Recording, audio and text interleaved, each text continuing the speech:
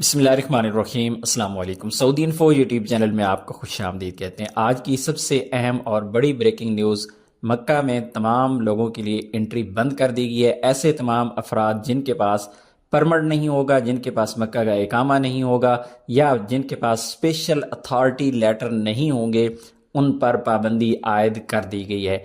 4 मई 2024 से तमाम गैर मुतल्लका अफराद पर मुकम्मल पाबंदी होगी।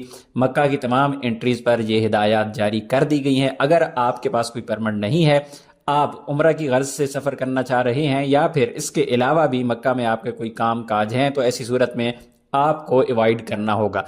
क्योंकि आप लोगों को पता है कि जब भी आप परमिट के बगैर मक्का में एंट्री की कोशिश करते हैं हर साल हज के मौका पर, तो आपको 10,000 रियाल तक का जुर्माना हो सकता है।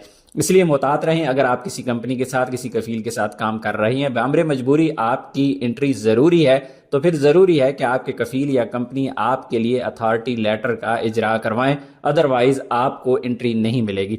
स्टार्ट में 2-4 दिन तो इसमें थोड़ी सी नरमी बरती जाएगी कि आपको वापस भेजा जाएगा, लेकिन उसके बाद आहिस्ता आहिस्ता इस सख्ती को मज़ीद बढ़ा दिया जाएगा और फिर वो नौबत आ जाएगी कि लोगों को 10-10 हज़ार रियाल के मुखालफे होंगे, बजाय इसके कि अल्लाह ना करे कि उन लोगों में से आप भी हों जिनको हर साल 10,000 रियाल के मुखालफे होते हैं और इस साल कहीं आपका नाम उस लिस्ट में ना आ जाए। आपको बहुत ज़्यादा मोहतात रहना होगा। अपनी दुआ में याद रखिएगा। अस्सलाम वालेकुम।